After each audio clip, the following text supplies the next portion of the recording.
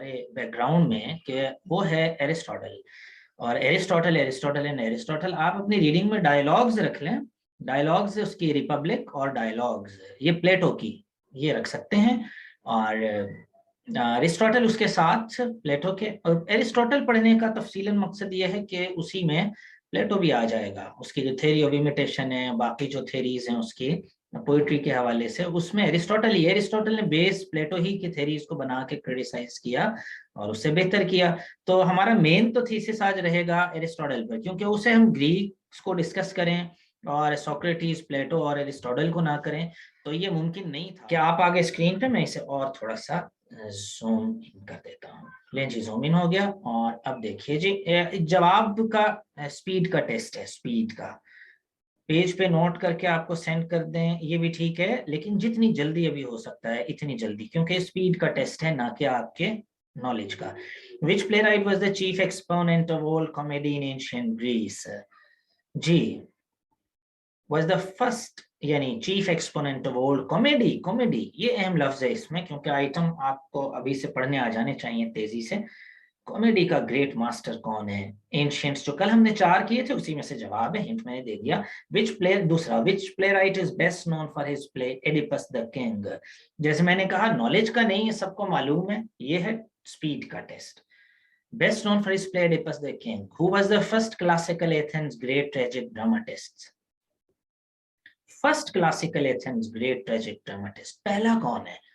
यूरिपिडीज है, स्काइलस है, सोफोक्लीज है, कौन है? एरिस्टोफेन्स है। कौन है इन चारों में से? हिंट में फिर दिए देता हूँ।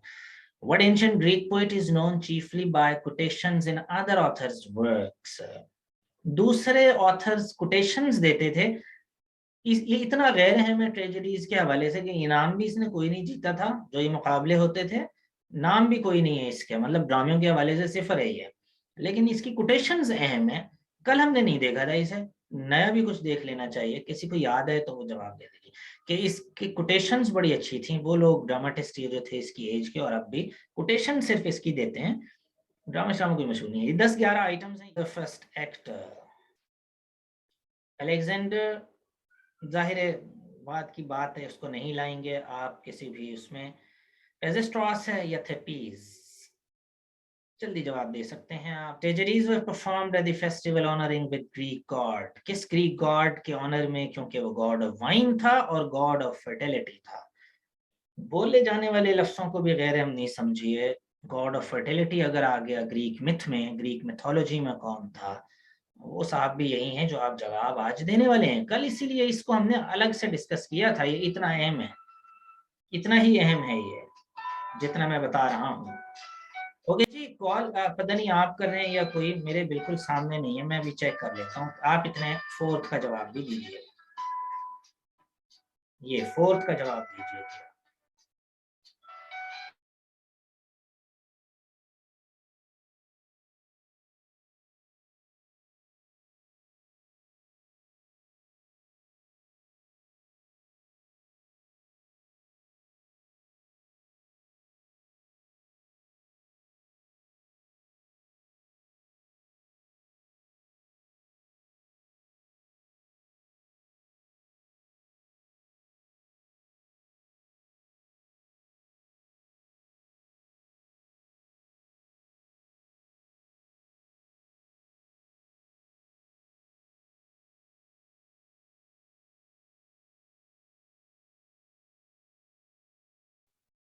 ओके जी, जवाब देते रहिए। आगे चलता हूं मैं, आगे आपका रोल डाउन कर देता हूं इसे मैं।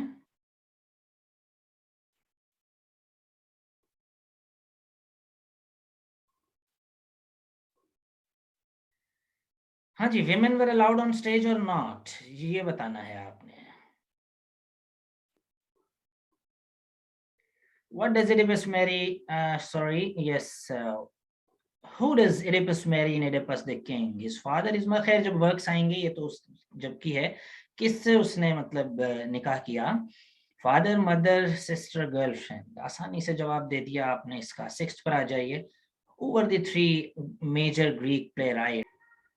List of answers, that's good enough.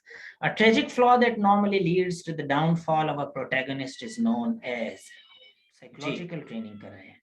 When we gain wisdom and knowledge from the chorus at the end of the play, when we gain wisdom and knowledge from the chorus at the end of the play and get a release from our fear and pity, what is this? Denouement, catharsis, मैज़ेमा। अच्छा हमार्शिया, अब ये देखें, ये सारी चीजें जितनी भी यहाँ लिखी हैं, मैज़मा समेत जितने भी हैं, सब अहम है। ये मैं आपको बार बार बात करता हूँ कि जो कुछ आइटम में आया है वो सब अहम है, इसमें से कोई नहीं आती तो आप करें फिर उसे, भाई डेनोमेंट आखिरी हिस्से को कहते हैं। और लास्ट है जी ह्यूब्री मीन्स, जी ह्यूब्री का मतलब आपने बताना है, एक्सेसिव इंटेलिजेंस है, एक्सेसिव प्राइड है, एक्सेसिव गुड लुक्स है, या एक्सेसिव एंगर है। क्या मतलब है ह्यूब्री, ये लिखते हैं जी जल्दी से। और अब मैं जल्दी जल्दी से आपको दे देता हूं इन तमाम के आंसर्स, और आप जल्दी से मैच कर लें। अगर कोई रह गया, अगर कोई मुश्किल हुई तो वो भी मुझे बता दीजिए, कहीं भी किसी भी हवाले से कोई मुश्किल हुई। एक्सेसिव प्राइड मतलब है जी, फातिमा ने जवाब दिया, और excessive pride, pride pride pride, very good, that's good enough. All are great competitors, none is taking the things easy. So miss Nabila, get ready for big competition.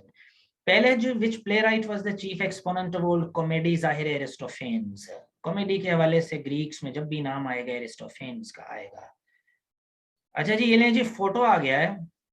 ये बड़े कमाल की बात हुई है कि गुलाम मुर्तज़ा ने जो काम किया है वो अपनी नौयत का मुनफरिद काम है इस हवाले से कि उन्होंने वो सब कुछ करके उसका फोटो ही भेज। एरिस्टोफेन्स जल्दी जल्दी से। सेकंड का जनाब सोफोक्लीज। थर्ड का who was the first classical Athens great dramatist, Aeschylus पहला था इन सब में। और ancient Greek poet is known chiefly by quotations in the authors work, that is सैफो।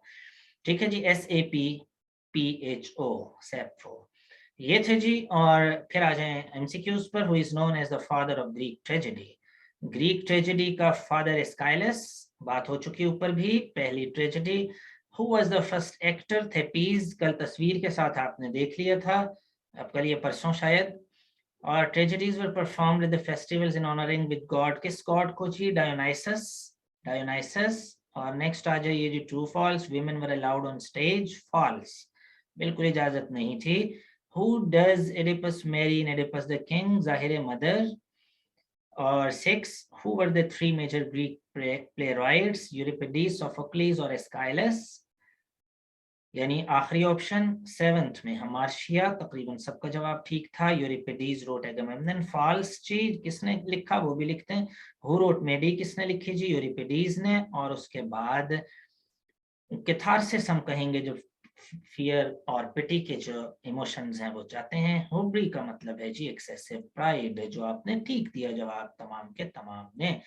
तो ये थी जी आज का ब्रेनस्टॉर्मिंग, कल के लेक्चर से जुड़ी हुई कुछ बातें और अगले की कुछ तैयारी, क्योंकि इसमें जिक्र आ गया है मार्शिया का, इसमें ट्रेजिक फ्लॉ का जिक्र आ गया, तो इसलिए आज से भी जुड़ी हुई यकीनन बातें हैं ये। और अब आ जाइए जी अपने नए काम की जानिब, और वो नया काम हमारा आज के यानी एरिस्टोटल की पोएटिक्स को डिस्कस करना है।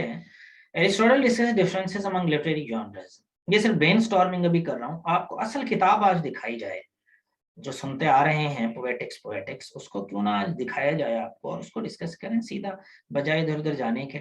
तो लिटरेरी जॉनर्स है नंबर 1। इसमें जो नए लोग हैं उनको भी असल में हाथ पकड़ना पड़ता है, वरना मुझे ऐसा महसूस होता है कि मैं जरा तेज चलता हूँ। 4 चीजें इसका डिस्कशन में है। एपिक पोएट्री, पोएटिक्स में जो डिस्कशन हुई वो हुई epic poetry, lyric poetry, tragedy and comedy. Clear हो गई बातें। These genres are according to him an imitative or mimetic art. ये याद रहे, ट्रेजेडी हो, एपिक हो, कुछ भी हो, इसके यहाँ इमिटेशन है, नकल है, फिर भी ये है इमिटेटिव आर्ट। प्लेटो भी तो यही कहता था ना, लेकिन फिर वो ट्वाइस रिमूव्ड वाला झगड़ा क्या था कि भाई पोइट जो हैं वो लायर्स हैं, क्योंकि poetry is twice removed from reality. शायरी हकीकत से दो गुना दूर होती है। तो ये देखेंगे हम, each differs from others in how it reproduces life.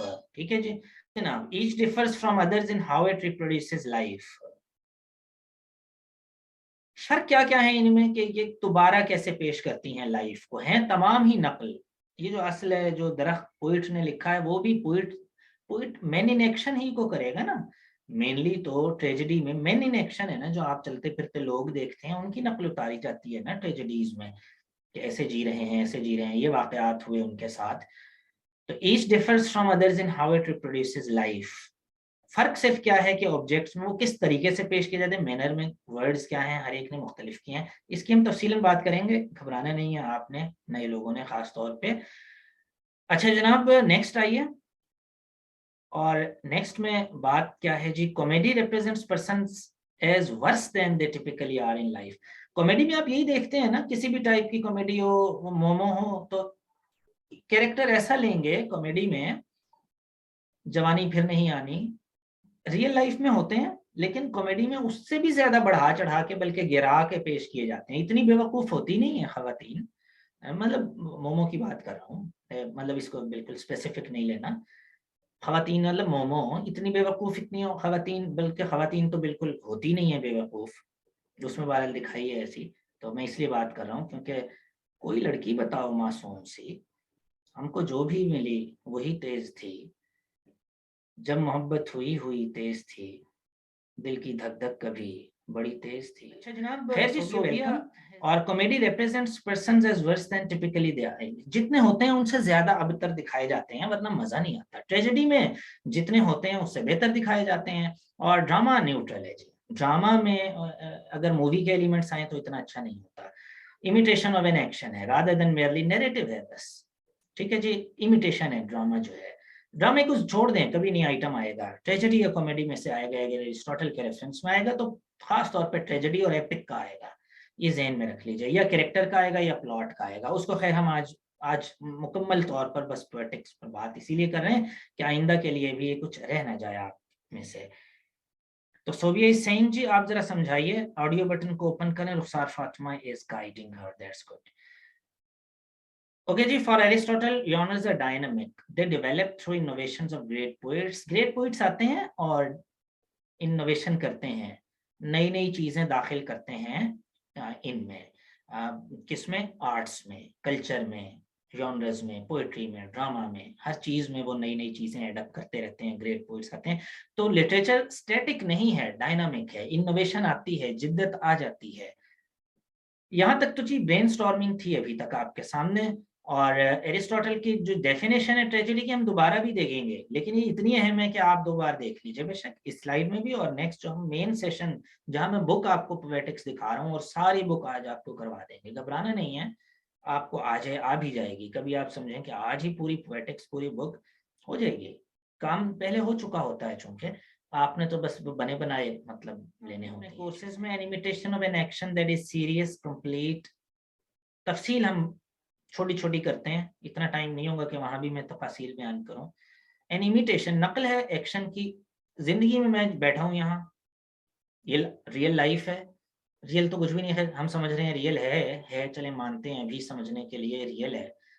और रियल लाइफ ड्रामों में टीचर दिखाए जाते हैं ना, ड्रामा आजकल तो वैसे ही बहुत सारे टीचर स्टूडेंट वाले ड्रामे आ गए, लेकिन उन हर में ही पता नहीं टीचर स्टूडेंट का कोई ना कोई वो जमाना अच्छा आ गया, हम रह गए, हमारा जमाना चला गया, हम जरा लेट, खैर। अच्छा, तो बात क्या हो रही है जी, कि रियल है ना सब कुछ ही है, तो इसका इमिटेशन होता है ड्रामों में, मूवीज में, पोएट्री में, इमिटेशन है इन चीजों का जो रियल लाइफ है। कंप्लीट होनी चाहिए जो भी एक्शन हो, ट्रेजेडी में आए अधूरी नहीं रह जानी चाहिए, सेंस ऑफ कंप्लीशन यानी यहाँ मतलब है वो आना चाहिए। एंड ऑफ सडन मैग्नीट्यूड, ऐसा भी ना हो ट्रेजेडी शुरू हुई है 10वें सफे पे ट्रेजेडी खत्म हो गई, यानी एक किस्त में ट्रेजेडी हो गई, ऐसा नहीं होता ट्रेजेडी में। ट्रेजेडी मतलब अच्छी खासी मैग्नीट्यूड की होती है, जो पढ़ने वाला उसके अंदर जाए, उसमें में वो ट्रांसपोर्टेशन हो, और उसके बाद फिर आगे चलें, फिर मजा आता है। मैग्नीट्यूड जरा बड़ी होनी चाहिए ट्रेजेडी, कोई 20-25 किस्तें हो कम से कम, अगर उसमें हो, मूवी हो तो 3-4-5 घंटे की हो। 14-14 घंटे की मूवीज बनती थी ट्रेजेडीज पर, आपको पता है, ये जो शेक्सपियर की ट्रेजेडीज हैं, वो तो अब फिर जमाना ऐसा आ गया, कट कर दो डिमांड, और ये वो सब कुछ 3 घंटे के हेमलेट, 3 घंटे में वो सारा थोड़ी है हेमलेट। ये नॉवेल्स का जो 3 घंटे में बनाए हुए हैं हार्डी के, वो 3-3 घंटे तो छोड़िए, वो तो 20-22 घंटे के बनते हैं अगर पूरा देखें तो उसे। तो मैग्नीट्यूड होनी चाहिए ट्रेजेडी की। नॉवल पर हम चले गए थे ट्रेजेडी से, खैर किंग लियर भी 3 घंटे का बना रखा है सिर्फ। इन लैंग्वेज एम्बेलिश, अच्छा ये हमने बात कर ली कि इमिटेशन होती है ऐसे एक्शन की जो सीरियस हो, आम जिंदगी में छोटा मोटा एक्शन ना हो, फेल हो गए तो उस पर ट्रेजेडी, वो कोई ट्रेजेडी नहीं है। कॉन्टिन्यूस सफरिंग्स हो लंबे दौरानिए की, उसकी नकल उतारी जाती है ट्रेजेडी में। असल जिंदगी में बादशाह गिरे ऊपर से, थ्रोन से डी थ्रोन हो, फिर है मजा। ये नहीं कि मतलब पहले ही मतलब 5,000 की जॉब थी और वो छुट गई तो ट्रेजेडी हो गई, नहीं। इसका असर सिर्फ उसकी अपनी फैमिली तक है। बादशाह जब गिरता है तो उसका असर पूरी स्टेट पर आता है, वो कोई गलत बात करता है पूरी स्टेट मुतासिर होती है। इस पर ट्रेजेडी होनी चाहिए, ये है ट्रेजेडी के थीम। तो इमिटेशन होनी चाहिए, मैग्नीट्यूड में हो, कंप्लीट हो, सीरियस एक्शन हो। अब उम्मीद है समझ आ गई आपको ये बात। लैंग्वेज कैसी होनी चाहिए जी? Language embellished with every type of artistic ornament. Language ऐसी जो हर तरीके के एम्बेलिश्ड हो, हर तरीके के उसमें बेहतरीन एम्बेलिशमेंट्स हो, जबान के तमाम ऑर्नामेंट्स उसमें मौजूद हों, उसमें फिगर्स ऑफ लैंग्वेज हों, सारे फिगर्स ऑफ स्पीच हों, सारे यानी सारे लिटरेरी लैंग्वेज हो। तो आम जुबान में ट्रेजेडी ना लिखी गई हो, सादा लफ्जों में शायरी भी अगर हो तो फिर बड़ी हो, मिल्टन टाइप की एपिक हो, सादा मतलब वर्ड्सवर्थ हो, इन्होंने क्या एपिक लिखनी थी, कोशिश की भी थी, कहाँ लिखी जाती है। ये सादगी के आदी हो गए थे। लैंग्वेज कैसी हो? एम्बेलिश्ड हो, सजी हुई जुबान हो, यानी कि अब सादा मफहूम भी तो हो सकता है ना। जरा एक हल्का सा मैं जल्दी से मिस आपको फिक्रा पढ़ूं ताकि आपको एम्बेलिश्ड लैंग्वेज का पता चले। उर्दू भी सादा बोल रहा हूँ मैं। एम्बेलिश्ड क्या है कि वीरान, मैं पढ़ रहा हूँ एम्बेलिश्ड लैंग्वेज समझाने के लिए। वीरान बस्तियों की कच्ची मिट्टी की कमारी बास को अपने लहू में खपा कर, महरूमियों की तवील रात के दामन में, जलते हुए कम नफस चिराग की आखिरी हिचकी के साए में, अपनी बुझती आंखों का आखिरी आंसू। ये अब मैं पढ़ता जाऊंगा, मैं मुझे मेरे तो काम है चूंकि। तो ये एम्बेलिश्ड है, बात तो छोटी सी करनी थी उसने। लैंग्वेज देखें कैसे चल रहा है, सेंटेंस हाफ पेज पूरे पेज का सेंटेंस है। ये एम्बेलिश लैंग्वेज होनी चाहिए ट्रेजेडी की। और अगली बात, एक्शन जो होगा वो नैरेटिव नहीं हो, एक्शन में हो, डायलॉग्स हो, एक्शन हो, यानी ड्रामा फॉर्म में हो, डायलॉग बोले, कैरेक्टर्स आए, नॉवल की तरह ना हो, कहानी जैसे लिखे जा रहे हैं लिखे जा रहे हैं, नहीं, ऐसे नहीं होनी चाहिए। थ्रू पिटी एंड फियर होना चाहिए, देखने वाले के अंदर खौफ पैदा हो कि ये मेरे साथ भी हो सकता है, तो दूसरे पे तरस आएगा। जब कोई ट्रेजेडी देख रहा हो, तरस कब पैदा होता है, पिटी कब पैदा होती है, रहम कब आता है? जब ये खौफ हो, फियर हो कि मेरे साथ भी ये हो सकता है, इसकी जगह मैं भी हो सकता हूँ, तो फिर पिटी आती है। फियर भी यही है कि ये खौफ कि मुझे साथ ना हो, तो फिर दूसरे पर तरस आता है कि जब मेरे साथ ना हो ऐसा। तो ये हो चीजें, पिटी एंड फियर हो, और इस पिटी और फियर की वजह से तो परगेशन ऑफ इमोशंस होता है। परगेशन ऑफ इमोशंस यानी कि थारसिस होता है, फिर हम हल्के हो जाते हैं, फिर हम इजी हो जाते हैं। ये एक अजीब इफेक्ट है ट्रेजेडी का। असल बुक पे आएंगे तो अभी बात करते हैं कि ये क्या होता है, कैथारसिस क्या। इसने खुद तो खैर ये टर्म यूज की ही नहीं, 14 चैप्टर में जाके कहीं हल्का सा इसका जिक्र किया है। अच्छा जनाब, तो कैथारसिस क्या हुआ कि अजीब बात है, जनाजों की कतारें पड़ी हैं ट्रेजेडी में, जनाजे जनाजे पड़े हैं। ये सीन आपको अच्छा लगता है? क्या आर्टिस्टिक ब्यूटी है, पड़े हुए जनाजे हैं। अच्छा चलें, थ्रिल का पसंद है तो ये जनाब गाड़ियां उड़ती जा रही हैं, एक्सीडेंट हो गए, लोग उड़ते जा रहे हैं। अब वो तो एक हुआ इवेंट हो गया, आपको अच्छा लग रहा है, दिल पे हाथ रख के बताएं, नहीं अच्छा लगता? गाड़ियां उड़ रही हैं, मतलब मकान उड़ते जा रहे हैं, लोग उड़ रहे हैं, तबाही आ गई, जलजले आ गए, तूफान आ गए, मूवी में अच्छा लग रहा होता है। ये आर्टिस्टिक ब्यूटी है, ये मजा है, ये मतलब गम में रहने का अपना एक लुत्फ है। बार बार मैं कहता हूँ, लोग आदी भी होते हैं गम के, दुख के आदी भी हो जाते हैं, गम से कोई नहीं होता है, नहीं उन्हें मजनू बन के फिरने का शौक होता है। शायरी ऐसे होती है, तो ऐसे ही हम बस ओढ़े रखते हैं कभी कभी गम। गम मनाना भी शायद इसी कहते हैं, तो ये गम मनाना ही है। अच्छा जनाब, ये डेफिनेशन है, इसको मजीद देख लें, इसे याद कर लें, कहीं से भी कुछ 3 हिस्से आ गए इस डेफिनेशन के। एक्शन कैसा होना चाहिए, प्लॉट कितना बड़ा होना चाहिए, मैग्नीट्यूड कैसी होनी चाहिए, एक्शन सीरियस होना चाहिए, अच्छे मैग्नीट्यूड का होना चाहिए, यानी उसकी ओपनिंग होनी चाहिए, उसका मिडल होना चाहिए, उसका एंड होना चाहिए, प्लॉट इतना बड़ा होना चाहिए। पार्ट्स उसके आप पहले ही पढ़ चुके हैं कि क्या पार्ट्स होते हैं। अच्छा जनाब, उसके बाद क्या होता है जी, इसकी लैंग्वेज कैसी होनी चाहिए वो आपने देख ली, ठीक है जी। और फिर कैथारसिस हो जाना चाहिए, जब मूवी देख के उठे तो वाह मजा आ गया, वाह देख गम रहे थे लेकिन एंड पे हल्के हो गए, मजा आ गया, जैसे रो के मजा आ जाता है ना, तो इस तरह मजा आया। Good plots are judged by completeness, अच्छे प्लॉट वो हैं जो मैग्नीट्यूड अच्छी हो और उनका मतलब अच्छा हो। अच्छा, दो चीजें जो पहले भी हम ये देखें, पेरापेटी, ये हम पहले भी मतलब जिक्र कर चुके हैं, इसीलिए इनका अगर नए लोग हैं, कल हमने परसों जिक्र इसका तफसीलन देखें, पेरीपेटी का भी किया था, एनाग्नोराइसिस का भी किया था।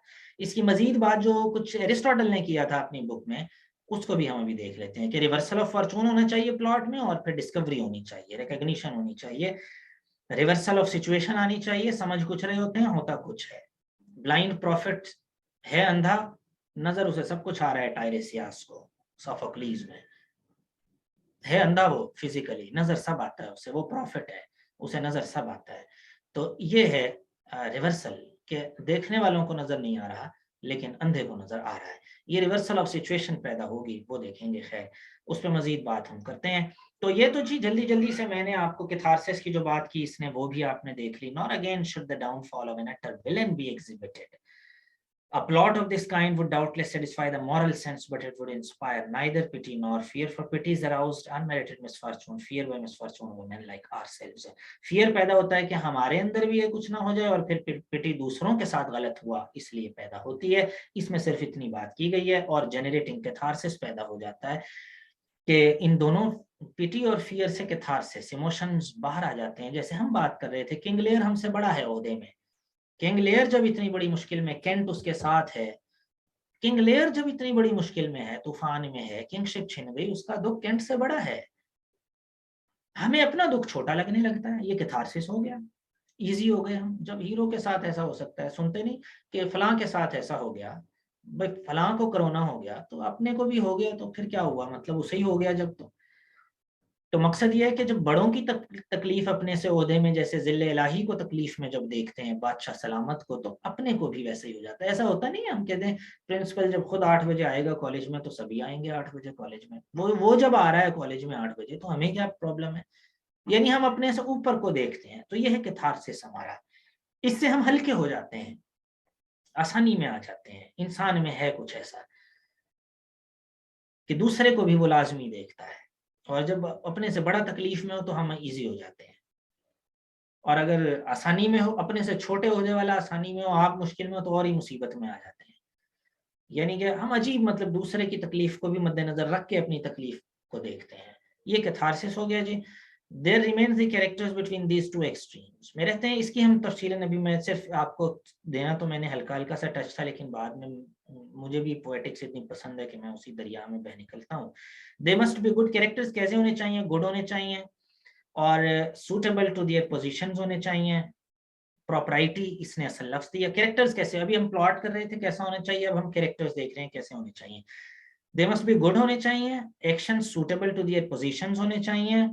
प्रॉपराइटी इसने नाम दिया था, एरिस्टोटल ने इसे असल में अप्रोप्रिएटनेस, आसान लफ्जों में अप्रोप्रिएट होने चाहिए अपने ओहदे के, सेक्स के, जेंडर के हवाले से।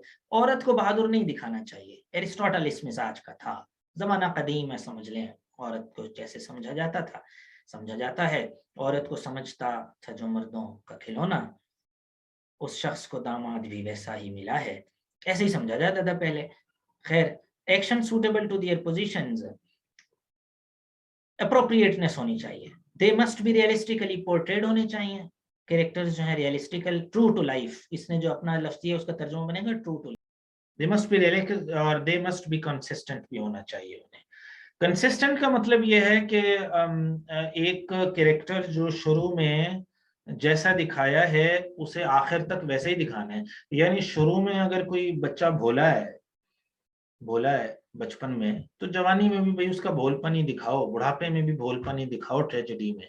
ऐसा नहीं हो कि वो कभी एकदम मतलब बहुत शातिर हरकत कर दे, कोई कनिंग आगे आ जाए एक साल उसका ट्रेजेडी को मोड़ देने के लिए। फ्लॉ है स्टोरी का, क्या आप ऐसे दिखाएं चीजों को, ये फ्लॉ है असल में।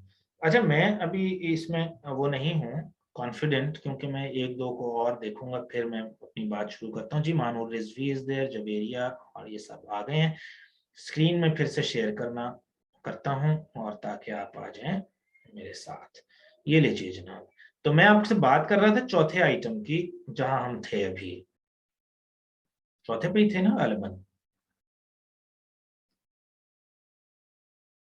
ओके जी। They must be realistically portrayed, they must be consistent होने चाहिए। शुरू में भोला दिखाया है ना, तो फिर भोला ही होना चाहिए उसे, दूसरे साल भी, तीसरे साल भी, जवानी में भी, बुढ़ापे में भी। ये नहीं कि वो एक्शंस बड़े अच्छे कर रहा है, बड़े मतलब वो कर रहा है जो तेज लोगों के होते हैं, नहीं। एरिस्टोटल इसके खिलाफ था। जैसा कैरेक्टर दी, इसे कहते हैं कंसिस्टेंसी ऑफ कैरेक्टर, कि जैसा अगर आपने किसी कैरेक्टर को ऐसा दिखाया है ना कि वो कभी कुछ होता है, कभी कुछ, कभी भोला बन जाता है, कभी एकदम तेज हो जाता है, तो भाई फिर पूरी ट्रेजेडी में वैसे ही लेके चलें, यानी वो कभी भोला हो जाए और कभी तेज हो जाए, फिर ऐसे चल पड़े। क्लियर है ना बात? हाँ, आज रुखसार फातिमा क्योंकि बातें थी जरा ज्यादा, और आखिर में रेस्ट कर लीजिएगा जल्दी। आपको अगर थकावट होगी तो जल्दी रेस्ट कर लेंगे। आपने अगर कोई काम रखे थे उस 10 मिनटों के लिए, हाँ, जो ही आपने कहा कि हमें रेस्ट चाहिए, तो वैसे ही कुदरती तौर पर ही रेस्ट हो गया, ऐसे ना। तो आइंदा आपने रेस्ट की बात नहीं करनी, 2 महीने कम से कम। बल्कि मुझसे कहना है सर और करवाएं, कुछ और करवाएं थोड़ा सा, तो फिर तो है मजा। क्या ख्याल है? अब वॉइस देखें जी, अब तो वॉइस होनी चाहिए। Now everything is clear. Okay जी, अब होगी जी क्लियर, और होपफुली अब क्लियर ही रहेगी, क्योंकि मैंने इसको दूसरे कनेक्शन से अब ले लिया है। लीजिए जनाब, आगे चलें। तो ये लें जी, स्क्रीन आपकी मैं कर देता हूँ शेयर, और अब आप आ गए मेरी स्क्रीन पर। फाइन। अच्छा जी, अगर मैं बता रहा था कि अगर आपने किसी कैरेक्टर को ऐसा दिखाना है कि वो कभी तो भोला बन जाता है और कभी जो है वो तेज हो जाता है, तो फिर आप कंसिस्टेंटली ऐसा ही दिखाएं उसे, कि वो भी, वो ये कैरेक्टर मेर्क्यूरियल है, ये कभी ऐसे जाता है, कभी ऐसे जाता है। Tragic heroes are flawed Shakespeare और commit errors of judgement. Tragic heroes are flawed, जितने भी हीरोज हैं कुछ ना कुछ तो फ्लॉ हर आदमी में चूंकि होता है, चाहे वो कोई भी हो बनी नौ इंसान में से, तो वो तो उसमें भी होते हैं। और वो अक्सर एरर ऑफ जजमेंट होती है, उनके फैसले में कहीं गलती हो जाती है किसी भी वजह से। उसको अभी हम डिस्कस नहीं कर रहे, डिस्कशन का हमारा पॉइंट नहीं है वो। Tragic heroes eventually understand this flaw, उन्हें बाद में पता चलता है, रिकग्निशन होती है, डिस्कवरी होती है, एग्नोराइसिस होता है कि क्या कमी थी हम में। Tragic hero stand on one side of an unsolvable conflict, unsolvable conflict में एक तरफ खड़े होते हैं। ट्रेजिक हीरो सफर जस्टली, और सफर होना भी चाहिए उन्हें, क्योंकि वो बड़े कैरेक्टर्स हैं, और जितने बड़े होंगे उतनी बड़ी सफरिंग होगी, जाहिर है। वो सर जिस पर ताज होता है ज्यादा परेशान रहता है। लिटरेरी हीरोज आर कॉम्प्लेक्स होते हैं, ये हीरोज सादा नहीं होते, हेमलेट जैसे कॉम्प्लेक्स होते हैं, पेचीदा शख्सियात होती हैं ये। हाथ की लकीरें देखें तो गुंजलें पड़ी होंगी, मतलब साफ हाथ नहीं होगा इनका, बल्कि कॉम्प्लेक्स होंगे इनके, डेस्टिनी भी कॉम्प्लेक्स होगी। Tragic heroes are greater than common person, even though their abilities में be no greater than common person. Common person से ज्यादा हो एबिलिटीज या ना हो, लेकिन इनकी सफरिंग्स और इनका जो हीरोइक क्वालिटीज हैं वो ज्यादा होंगी, और उनसे वेलर ज्यादा होगा, ये सब चीजें ज्यादा होंगी। ठीक है जी, यहाँ तक हमने करनी थी बात अभी तक की। और इसके बाद हम असल जो बुक पर आना चाह रहा था, जो आज मैं, और बगैर किसी यानी तवक्कुफ के उस बुक को सामने ले आता हूं मैं आपके लिए, जिसका हम जिक्र कर रहे हैं। ये देखें जी, असल पोएटिक्स बाय एरिस्टोटल, ये देखें दी पोएटिक्स ऑफ एरिस्टोटल। ठीक है, लेकिन इसमें जो आपका ट्रांसलेशन है वो बुचर वाली है, ये भी याद रखेंगे। ट्रांसलेशन कोई एक तो याद होनी चाहिए ना आपको, कि किसकी ट्रांसलेशन आपने देखी है, क्योंकि 12-15 ट्रांसलेशन मौजूद हैं इस वक्त भी। इंग्लिश ट्रांसलेशन की बात कर रहा हूँ, बाकी तो हर जुबान में पोएटिक्स की हुई है। पिछला सब भूलिए जी, जल्दी से भूल जाइए और आगे चलते हैं। यानी अब समझें ये सेशन जिस दूसरा हमारा शुरू है, और जरा 3 लंबी सांसें लें ताकि नए काम के लिए तैयार हो जाए। क्वालिटी टाइम देना है ना आपने, क्वालिटी टाइम, ये नहीं कि दें हम 1.5 घंटा और उसमें से रिटेंशन हो ना रही हो। क्या ख्याल है मिस नबीला? या महानूर, आपका क्या ख्याल है? आज अनम का कुछ मतलब किसी और नाम से हो तो हो, वैसे मुझे अंदाजा नहीं हो रहा। और मुदस्सिर भी आई थिंक नहीं है, क्योंकि ये वो हैं जो अपना होना जो है वो समझाते हैं कि हम हैं। 5-6 जो हमारे हैं स्टूडेंट्स, वो तो अभी मसरूफ हैं पेपर्स में, और 3-4 ऐसे हैं जो जिनके पेपर्स अभी मतलब BS 8 में हैं अभी वो, and they are interested in this preparation, ताकि जब भी 6-8 महीने बाद आए तो they will click and they must, क्योंकि जो इतना पहले से करेगा वही सब कुछ है। ओके जी, बस सुनते हैं जी आप मुदस्सिर। ठीक है जी, ये भी ठीक है। एंड आनम इज देयर जी। नेटवर्क डिस्ट्रप्शन है आपकी जानिब, इस वजह से शायद ऐसा लग रहा हो, या आप पता नहीं, आप मुझे कह रही हैं। क्योंकि कल भी एक बड़ी मजे की आपने, आप थी या कौन, महानूर थी, कि ट्यूबर क्लोसिस और क्यों नहीं आई, तो आपने जवाब दिया जी ट्यूबर क्लोसिस था, फिर बाद में पता चला वो आप कीट्स की बात कर रहे थे। तो कभी ऐसा भी हो जाता है, और मैं अफसोस भी कर चुका था, खैर वो एक अलग बात। अच्छा जनाब, तो कहाँ हम पहुंचे? इमिटेशन। अब देखिए ये एरिस्टोटल, इसके चैप्टर्स मैं आपको दिखा रहा हूँ, चैप्टर्स भी आ जाते हैं कई बार, कितने हैं पोएटिक्स के। इससे गुजारने का यही मकसद है कि आइटम्स मिस नहीं करने आपने किसी भी हवाले से। जी जी अलीजा, बिल्कुल ऐसे ही, ऐसा हो जाता है और अच्छा ही होता है कि कॉमिक रिलीफ आ जाए।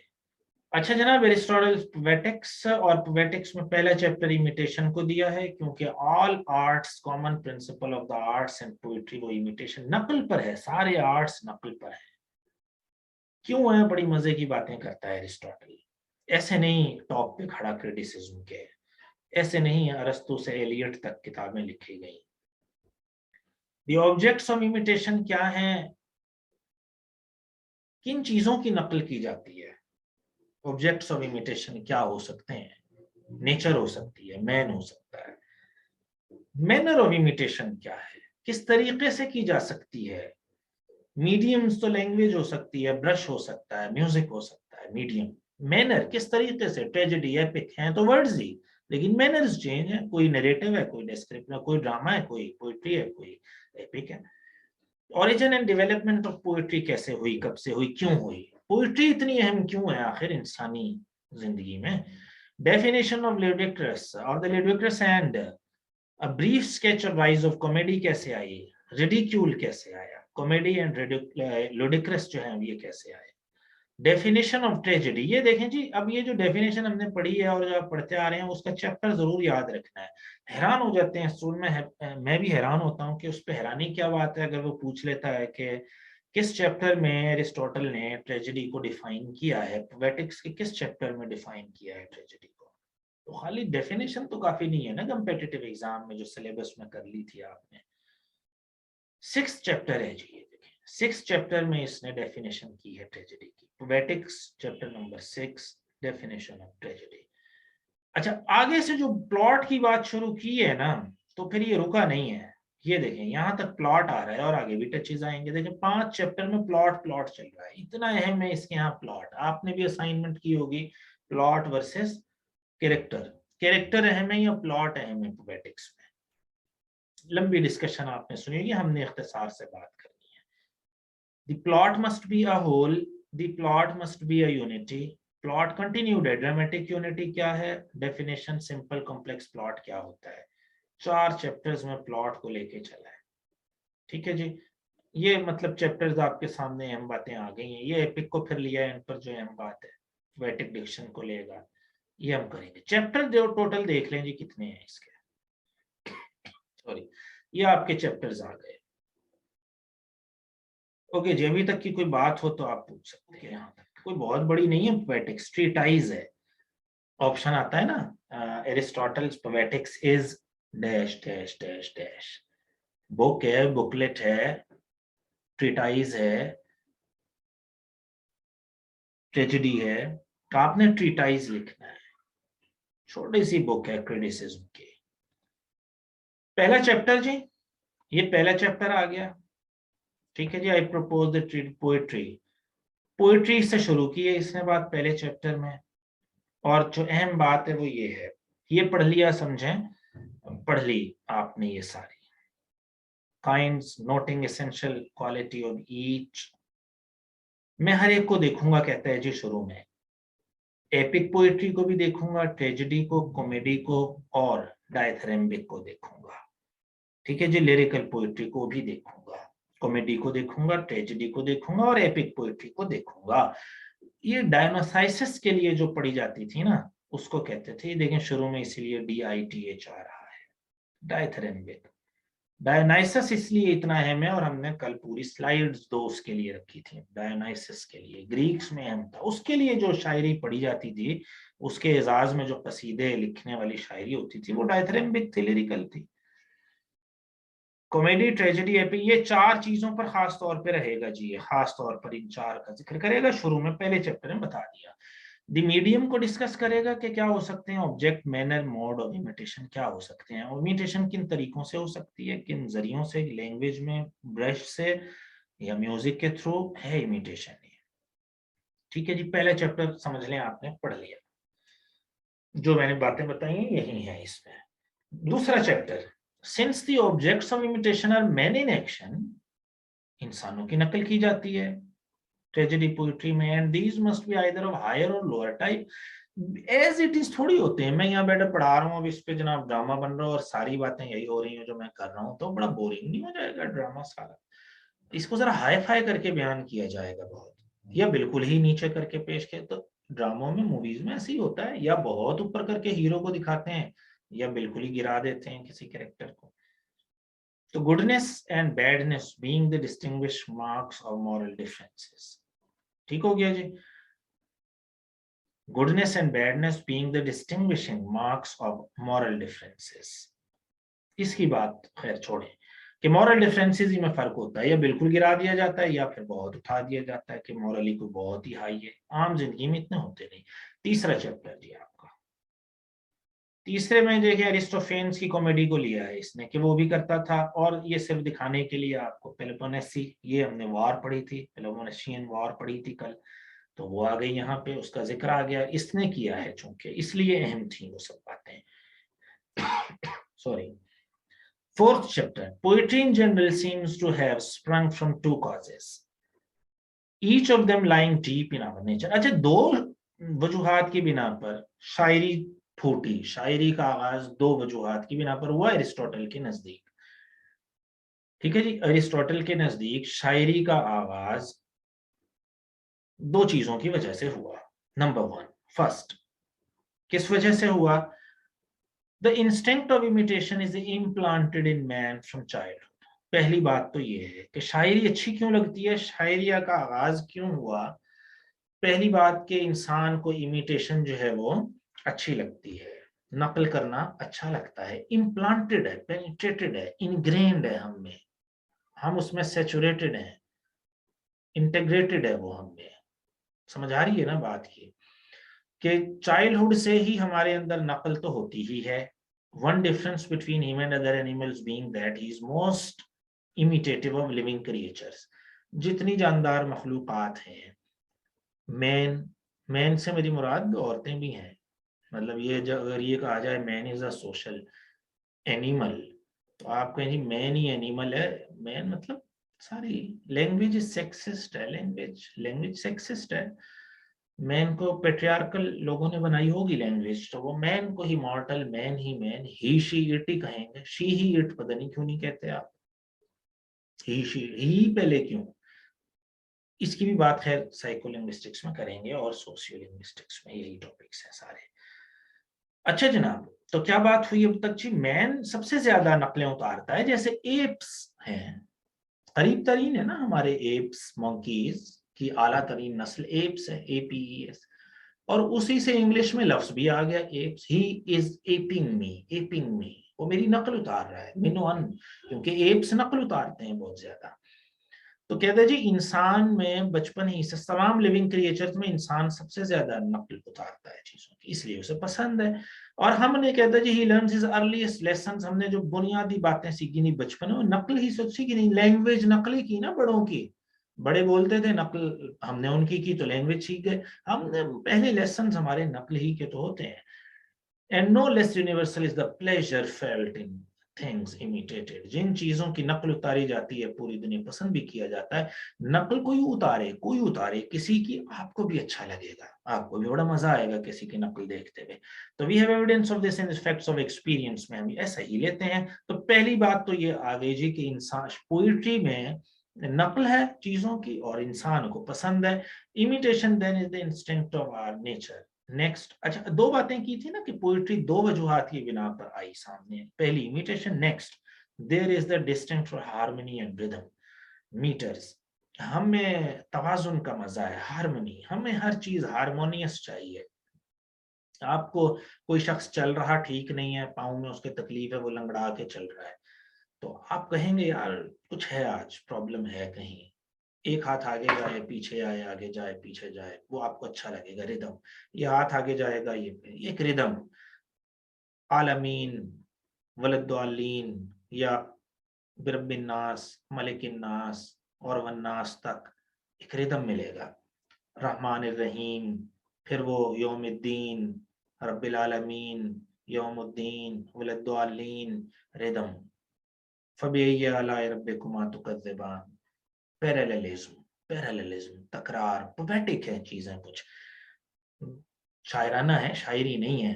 अरब कहते थे शायरी है, वो पॉइंट्स पे निकालते थे कुछ इसी तरह के। हम तो नहीं मानते खैर कि वो पोएट्री थी, क्योंकि पोएटिक जरूर है, मजा आता है क्योंकि रिदम, रिदम में हमें मजा आता है। बच्चा को तो कुछ समझ नहीं आता ना, 1.5 साल के, म्यूजिक होता है तो वो भी नाचता है, म्यूजिक बजता है तो वो नाचता है, कहीं रिदम है हमने। तो दो चीजें थी, एक बात ऐसे ही कह दी जाए और एक जरा कही जाए कि मतलब रिदम में कही जाए वही बात, तो वो अच्छी नहीं लगती क्या? एक आम बात है और उसको शायरी में कह देंगे तो वो खाना खा अच्छी लगेगी आपको, उस मैं नसर में करूंगा तो अच्छी नहीं लगेगी। तो यह है पोएटिक चीजों का अपना दिल पर असर होता जरूर है, जो भी शायराना चीज होगी उसका असर जरूर होगा।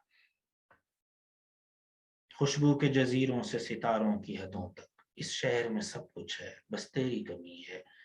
शायरी जब भी होगी कुछ ना कुछ लाएगी साथ। तो रिदम का, हारमोनी का हमारे अंदर होता है। दो वजूहात की बिना पर इमिटेशन हम में है और हारमोनी है, हम में बैलेंस मौजूद है। हारमोनी में बैलेंस हमें अच्छा लगता है। ब्यूटी इज बैलेंस, खूबसूरती तवाजुन ही का नाम है। कितना भी खूबसूरत नाक हो, आंख हो, तवाजुन नहीं होता ना उसमें, तो आंखें ही बड़ी हो जाए, बल्जिंग हो जाए, नाक छोट, मजा नहीं आता। हर चीज अलग अलग शायद खूबसूरत हो ना का, लेकिन अच्छा कुछ का ऐसा है कुछ भी अच्छा नहीं है, लेकिन वो बैलेंस अच्छा है तो अच्छी लगती है। तो इसलिए पोइट्री अच्छी लगती है हमें। 5वें चैप्टर में जी कॉमेडी का जिक्र आ गया, अभी पोइट्री का चल रहा था, 5वें चैप्टर में कॉमेडी आ गई। As we have said an imitation of characters of lower type. Comedy क्या है जी? लोअर टाइप के चीजों की नकल को बहुत ही नीचे कर देना लोगों को। यानी मोमो इतनी बेवकूफ नहीं है, लेकिन उसे इतनी बेवकूफ, असल जिंदगी में इतनी बेवकूफियां नहीं होती हैं औरतों से, लेकिन कॉमेडी जब की तो उसे और बेवकूफ बना के पेश किया, ये कॉमेडी है। इसके यहाँ 5वें चैप्टर की बात आ गई। नेक्स्ट आइए जी 6ठे में, ट्रेजेडी देन एन इमिटेशन। 6ठे चैप्टर की हमने बात की थी अभी कि 6ठे चैप्टर में असल में है क्या। सबसे अहम बात इसकी डेफिनेशन है, तो वो याद रखना है। पोएटिक्स के 6ठे चैप्टर में डेफिनेशन दी है ट्रेजेडी की। इसने tragedy then imitation of an action that is complete में पढ़ चुका, दोबारा हिम्मत नहीं है मुझे। अब आगे चलते हैं, ठीक है जी। कैथारसिस का कुछ यहाँ आपके सामने 3 इंटरप्रिटेशन कैथारसिस की हो सकती हैं, जो इसने यहाँ कैथारसिस लफ्ज यूज किया है। परगेशन ऑफ दीज इमोशंस उसने दिया है। परगेशन का मतलब ये है कि आप की जो है वो सफाई हो गई। जैसे कुछ आप खा लें ना, पर्ज फील करें, और कुछ खाएं दवाई ऐसी खा लें कि आपका पेट हल्का हो जाए, फिर ये परगेशन हो गया, मतलब पाक साफ हो गया। और होम्योपैथिक डेफिनेशन भी है परगेशन की। तो वो क्या है? Like cures the like. गम देखेंगे तो गम हल्का हो जाएगा, किसी और का गम सुनेंगे तो गम हल्का हो जाएगा। होम्योपैथिक में यही होता है ना, एक जैसी दवाई, बुखार है तो बुखार के कमजोर जरासीम डाल देंगे तो आप ठीक हो जाएंगे, क्योंकि वो अंदर वाले जो ताकतवर जरासीम है उनको भी कमजोर कर देंगे, जो आपने बाहर से लिए हैं वो भी मर जाएंगे। मुर्दा खाएं वही जरासीम तो अंदर वाले भी मर जाएंगे। लाइक क्योर्स द लाइक, एक जैसी चीज दूसरे की क्या करती है, वो कर देती है, ठीक कर देती है उसको।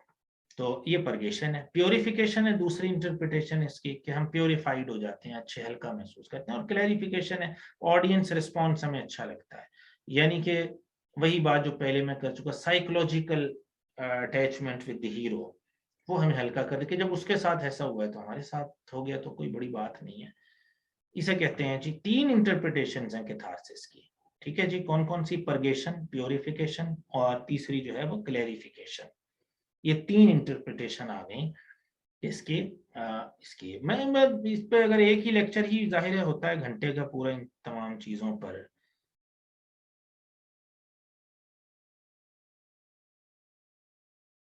तो इस वजह से मैं जल्दी तो चलूंगा, मैंने पहले आपको वार्न आज कर दिया था कि आप तेज चलना, और अभी पता नहीं पूरा हो भी सकता है या नहीं, मुश्किल लगता है। 26 चैप्टर हैं और अभी हम हैं जी 7वें चैप्टर पे। The principles being established, let us now discuss the proper structure of the plot। लेकिन प्लॉट पर आ गया अभी, 7वें चैप्टर से प्लॉट शुरू हो गया। Tragedy and imitation of an action that is complete हो गया। प्लॉट कैसा होना चाहिए, अहम बात ये जी, मैग्नीट्यूड, छोटा सा नाव, और उसमें अहम बात ये रही, मैं आपको दिखाई देता हूं। ठीक है जी, अहम बात हमारी ये आ गई। Tragedy is an imitation of an action, ये तो होगी ना। बिगिनिंग, मिडिल एंड एंड होना चाहिए, इतनी होनी चाहिए ट्रेजेडी के, उसका बिगिनिंग और एंड हो। आ गया ये 8वां चैप्टर। यूनिटी ऑफ प्लॉट जो है, ये नहीं है कि यूनिटी ऑफ द हीरो के एक्शन की यूनिटी, तो वो कहता है इस सारे में कि हो ही नहीं सकती। एक आदमी की जिंदगी इतनी यूनिटी वाली थोड़ी होती है कि वो बिल्कुल ही मतलब चेंड हो आपस में, जुड़े में। और अब तो नहीं, कोई रैंडम कभी इधर चला गया हीरो, कभी उधर चला गया, कभी इसके पीछे, कभी उसके, मतलब पीछे से मुराद ये है कि कभी इस एम्बिशन के पीछे, कभी उस एम्बिशन के पीछे। तो हीरो की तो कनेक्टेड थोड़ी होती है, तो इसका मतलब यूनिटी ये नहीं है इसके यहाँ। Chapter number 9, it is moreover evident from the what has been said that it is not function of the poet to relate what has happened but what may happen। Poet का काम ये नहीं है कि जो कुछ हो चुका, बल्कि पोइट का काम ये क्या हो सकता है, पॉसिबल क्या है, प्रोबेबल क्या है, जो हो सकता है वो भी लिखे। यानी खाली इमिटेशन नहीं है, जहां प्लेटो से इसकी लड़ाई थी, ये नहीं थी खाली इमिटेशन, नहीं। पोइट ये भी लिखता है कि आगे क्या हो सकता है, आप अपनी जिंदगी कैसे बेहतर कर सकते हैं, ये भी मकसद है। चैप्टर नंबर 10 जी, प्लॉट्स राइट सिंपल और कॉम्प्लेक्स, बस ये बात है, सिंपल प्लॉट। अच्छा जी, अब मुदस्सिर जरा आप एक्टिव हो। इसने प्लॉट वाले में वो बात की है कि कॉम्प्लेक्स इसे पसंद थे प्लॉट, ये याद रख लें पहले तो, कि एरिस्टोटल को कॉम्प्लेक्स प्लॉट पसंद है। और complex action is one in which the change is accompanied by such reversal और रिकॉग्निशन और अवबोध। ऐसा प्लॉट, ऐसी कहानी जिसमें रिवर्सल हो, यानी पेरीपेटी हो, रिवर्सल ऑफ फॉर्चून हो, रिवर्सल ऑफ सिचुएशन हो। बादशाह फकीर बन गया, बादशाह जलील हो रहा है, ये रिवर्सल है। पेरीपेटी हो, ये कॉम्प्लेक्स प्लॉट है। फिर रिकॉग्नाइज हो उसे कि मुझ में क्या गलती थी, सोफोक्लीज को ये पता चले मेरा एग्रेशन ज्यादा था, मैकबेथ को पता चले कि ये गलती थी, ओथेलो को पता चले ये गलती मैंने की थी, ये रिकॉग्निशन है, ये एनाग्नोराइसिस है। ट्रेजेडी में जब ये दो चीजें होंगी तो प्लॉट हो जाएगा कॉम्प्लेक्स। कौन सी दो चीजें, एनाग्नोराइसिस यानी रिकॉग्निशन, आखिर में डिस्कवरी, और क्या होगा, पहली चीज रिवर्सल ऑफ फॉर्चून, जब वो गिरेगा, ये प्लॉट कॉम्प्लेक्स है इसके यहाँ। 11th चैप्टर जी, रिवर्सल ऑफ सिचुएशन क्या है जी, वो क्या है, राउंड दी अपोजिट। इसको छोड़ दें, वही रिवर्सल ही को लेके चल रहा है। प्लॉट रिवर्सल, वही बात आ गई, प्लॉट कैसा होना चाहिए, रिवर्सल हो और रिकॉग्निशन हो। ठीक है जी। अब 12वें चैप्टर की बात कि उसमें पार्ट्स ट्रेजेडी के हम पहले जिक्र कर चुके, फिर नहीं कर रहे। प्रोलॉग से लेके आखिर तक स्टेसिमन, ये सब आप तफसीलन, इससे भी ज्यादा तफसील से कर चुके हैं। उसके बाद जनाब 13वां चैप्टर है, परफेक्ट ट्रेजेडी शुड कैसी होनी चाहिए, perfect simple but complex plan होना चाहिए, कॉम्प्लेक्स प्लान, कॉम्प्लेक्स प्लॉट होना चाहिए। ओडेसी का जिक्र किया, ऐसे मैंने जिक्र यहाँ हाईलाइट कर दिया, इसकी पसंदीदा जो चीजें हैं वो ओडेसी है उसमें। उसके बाद 16 चैप्टर जी, फियर एंड पिटी आ गई। पहले हम इस पे बात बहुत सैर हासिल कर चुके कि खौफ होता है हमारे साथ ना हो जाए, तो फिर आता है दूसरे पे पिटी, तरस आता है फिर दूसरे पर। क्लियर है जी। और आगे है जी, मैसेज भी आ गया है जूम का, वार्निंग का, कि आपके सिर्फ 5-6 मिनट बाकी हैं। कैरेक्टर की बात आ गई जी 15वें चैप्टर में, यहां रुक के ये याद रख लें, जल्दी जल्दी में अहम बातें न रह जाए हमारी। वॉइस का डिस्टॉर्शन, अब बताइए जी, वॉइस कुछ को क्लियर है, सबको क्लियर है या क्या वजह है? क्लियर है जी, ओके। अच्छा जी, इन रिस्पेक्ट ऑफ कैरेक्टर्स की जहां तक बात है, there are 4 things to be aimed. Character good होना चाहिए, अभी मैंने बता दिए, ये गुड होना चाहिए character. Second thing to aim is, जिसे अपने अप्रोप्रिएटनेस कहा था, जिसे प्रोप्राइटी कहा था, जिसमें सेक्स जेंडर के मतलब औरतों को बहादुर ना दिखाएं, मर्द को कमजोर ना दिखाएं, जो आम जिंदगी में होता है वैसा ही तकरीबन दिखाएं ट्रेजेडी में भी। Thirdly, character must be true to life, true to life होने चाहिए characters. The fourth point consistency है। ठीक है जी, कंसिस्टेंसी मतलब बात तफसीलन हो चुकी, भोला दिखाया है तो आखिर तक भोला ही दिखाएं। फिर 16, first least artistic form which poverty of wit is most commonly employed recognition by signs। अच्छा, ये कहता है जी जो साइंस हम किसकी बात आखिर में आ रही है, उसकी अपना इनाग्नोराइसिस की, कि जब डिस्कवरी होती है तो सबसे घटिया तरीका डिस्कवरी का ये होता है कि जी भाई ये गुम हुआ था और उसकी कमर पे निशान देखो तो ये तो मेरा ही भाई है। स्वोलन फुट था, उसे बांध के फेंका गया था, उसका वो सूज गया था, सोफोक्लीस का पैर सूज गया था, तो अब देखो जी पैर पे वो निशान है यार, हाँ जी उसी का बेटा है। ये है साइंस के जरिए, रिकॉग्निशन बाय साइंस, अलामतों के जरिए पहचानना जो है इसके नजदीक बिल्कुल घटिया तरीका है आर्टिस्टिक फॉर्म्स में। पॉवर्टी ऑफ वेट कहता है जी इसको तो ये। अच्छा जी, 17वां चैप्टर, ये गैर अहम चैप्टर्स हैं इसलिए ऐसे चल रहा हूँ, और बस हम एंड पर पहुंच गए। प्रॉपर डिक्शन होना चाहिए, डिक्शन की हम बात कर चुके, लैंग्वेज कैसी होनी चाहिए, सिलेक्शन ऑफ लैंग्वेज सीरियस होनी चाहिए और बहुत ही खूबसूरत होनी चाहिए। 25वें में डिनोमेंट है, आखिरी हिस्सा है, अनरेवलिंग होंगी, चीजें खुलेंगी, कॉम्प्लिकेशन आएगी और फिर अनरेवल हो जाएंगी, एनाग्नोलाइसिस हो जाएगा। ठीक है जी, there are 4 kinds of tragedy होती हैं, कॉम्प्लेक्स होती है, सिर्फ नाम याद रखने हैं, कुछ नहीं याद रखना आपने। इसके नजदीक ट्रेजेडी की 4 किस्में हैं, कॉम्प्लेक्स है, और उसके बाद दूसरी पैथेटिक है, पैथेटिक, कॉम्प्लेक्स ट्रेजेडी है, पैथेटिक है, एथिकल है और सिंपल है। तफसील में जाने की इसलिए जरूरत नहीं है, आपने सब्जेक्टिव पेपर नहीं देना। 4 काइंड्स इसकी बस याद रख लेनी है, कॉम्प्लेक्स, पैथेटिक, एथिकल और सिंपल। ये 4 काइंड्स हैं और बस यही काम था जी। ये इसके 26 चैप्टर मुकम्मल हो गए। आखिरी में भी डिक्शन एंड थॉट की बात कर रहा है। इसके जो 6 हिस्से हैं ना ट्रेजेडी के, उसमें से आखिरी डिक्शन एंड थॉट। लैंग्वेज कैसी होनी चाहिए, थॉट कैसी होनी चाहिए, जाहिर है सबलाइम। यहाँ लॉन्जाइनस की कुछ ना कुछ बात आ जाएगी कि सबलाइम थॉट्स होनी चाहिए, थॉट्स पर खड़ी होनी चाहिए ट्रेजेडी। ये देखें बाकी जितने भी आ रहे हैं चैप्टर वो ज्यादा अहम नहीं है। ये देखें कहीं हाईलाइटिंग आपको नजर नहीं आ रही 21वें चैप्टर में भी, क्योंकि ये देखें डिक्शन की बात चला रहा है, ये फजूल चैप्टर है, ये डिक्शन की बात, ये अलामतें आयोटा और ये सब आपको अल्फा ये नजर आ रहे हैं, अल्फा रो अपसिलोन ये सब नजर आ रहे हैं, ये आपने कुछ नहीं करना है। बस ये देखें ईटा अल्फा, ये डिक्शन है, बिल्कुल आपके हवाले से इरेलीवेंट है। The perfection of style is to be clear without being mean। Style perfect होने का मकसद क्लियर होना है, मीन नहीं है कि आप घटिया जुबान इस्तेमाल करके किसी को समझाएं और उसको समझ आ जाए, ये नहीं है। सिंपल होने का मतलब मीन होना नहीं है, ट्रेजेडी में मीननेस की जगह कहीं भी नहीं है। ठीक है जी, यहाँ तक जी बड़ा थिक लेक्चर हो गया पोएटिक्स के हवाले से, लेकिन आपके सामने है कि तकरीबन 4 लेक्चर्स का एक लेक्चर बना लिया। जो क्लासरूम में आप पढ़ते थे ना पूरे महीने में पोएटिक्स, और किताब फिर भी नहीं देखी थी आपने, तो आज आपने ये असल किताब 26 चैप्टर, ये देखें जी ये 26 चैप्टर्स आपने देख लिए, 10 10 20, ये 22, और ये देखिए जी ये कुछ भी अहम आ गया आपके लिए नहीं है। ये देखें 23 में ये मैंने हाईलाइट कर तो दिया है, it should be have for subject single action, ये यूनिटी ऑफ एक्शन आ गया, unity of action, single action होना चाहिए। ये देखें आ गया जी 24वां chapter, epic poetry must have a manly tragedy. हाँ, epic poetry must have as many kinds as tragedy की, एपिक की भी उतनी किस्में जितनी ट्रेजेडी की हैं। ये 4 उसने दी थी, वही 4 यहाँ लिख दी हैं, एपिक की भी इतनी ही किस्में हैं।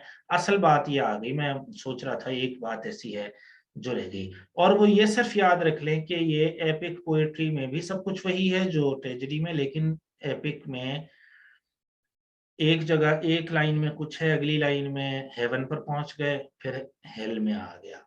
ट्रेजेडी इसका स्कोप नहीं देती, एकदम इतनी जल्दी जल्दी स्विचिंग नहीं होती ट्रेजेडी में, एपिक में होती है, क्योंकि इसमें स्टेज बनाना पड़ता है, ट्रेजेडी में तो स्टेज होता है, तो इस वजह से ये मुमकिन नहीं है उसमें। इसी वजह से तो इसी वजह से पोइट और ट्रेजेडी राइटर में फर्क है, और वो फर्क क्या है कि ट्रेजेडी बेहतर है, एपिक उतनी अच्छी नहीं है, ये लिखा है जी। इसके नजदीक ट्रेजेडी बेहतर है, एपिक इतनी बेहतर नहीं है। अगर इन दोनों की बात आ जाए तो आप क्या कहेंगे, कौन सी बेहतर है इसके नजदीक? ट्रेजेडी बेहतर है। The question may be raised whether the epic और tragic mode of imitation is the higher. कौन सी हायर फॉर्म है लिटरेचर में, पोइट्री यानी एपिक पोइम या tragedy? If the more refined art is higher and more refined is every case which appeals to the better sort of audience, जो बेहतर audience को touch करेगा वो बेहतर है।